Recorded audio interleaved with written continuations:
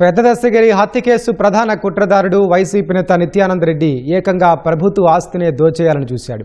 ప్రభుత్వ భూమికి 4.5 కోట్ల రుణం తీసుకునేందుకు ఎత్తులు వేసి చిత్తయ్యాడు.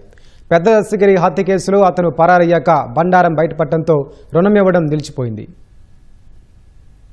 కడపకు చెందిన పెద్ద దస్తగిరి హత్య కేసులో కీలక నిందితుడైన వైసీపీ నేత బండి నిత్యానందరెడ్డి ప్రభుత్వ భూమికే ఎసరు పెట్టాడు. తన భార్య బండి దీప్తి పేరిట ప్రభుత్వ భూమిని తాకట్టు పెట్టి 4,50,00,000 రూపాయలు బ్యాంకు నుంచి రుణం పొందేందుకు కుట్ర పన్నాడు. హైదరాబాద్ కు చెందిన ఓ ప్రైవేటు బ్యాంకు నుంచి రుణం పొందేందుకు పన్నిన పన్నాగం తాజాగా వెలుగు చూసింది. కడప రూరల్ సబ్ రిజిస్ట్రార్ కార్యాలయంలో తనఖా రిజిస్ట్రేషన్ కోసం సర్వం సిద్ధమైంది. దీనికోసం 50 లక్షలు లంచం ఇచ్చేలా అధికారులతో ఒప్పందం కుదిరినట్లు తెలుస్తోంది.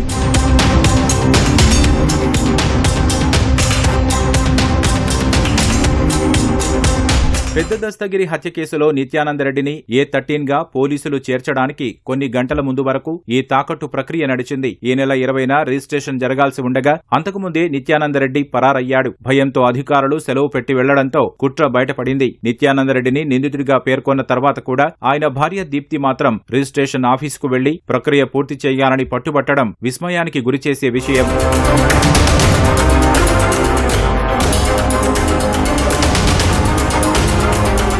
సీకేదిన్నె మండలం మామిళ్లపల్లె రెవెన్యూ పరిధిలోని సర్వే నెంబరు 706/2లో ఉన్న 5 ఎకరాల ప్రభుత్వ భూమిపై నిత్యానందరెడ్డి కన్ను పడింది. ఈ స్థలం పక్కనే అతనికి చెందిన ప్రైవేటు విద్యా సంస్థ ఉంది. నిషేధిత జాబితాలో ఉన్న ఈ ప్రభుత్వ భూమిని తనదిగా పేర్కొంటూ మార్కెట్ విలువ 12,10,00,000 రూపాయలుగా చూపిస్తూ రిజిస్ట్రేషన్ ఛార్జీలు కూడా చెల్లించారు. వ్యవస్థల్ని మేనేజ్ చేస్తూ సాగిన ఈ రుణ పర్వం చివరి నిమిషంలో ఆగిపోవడంతో కోట్లాది రూపాయల విలువైన ప్రభుత్వ ఆస్తి త్రుటిలో తప్పించుకున్నట్లయింది. ఇలాంటి భూముల లావాదేవీలు ఇంకేమైనా ఉన్నాయా అనే కోణంలో అధికారులు పరిశీలిస్తున్నారు.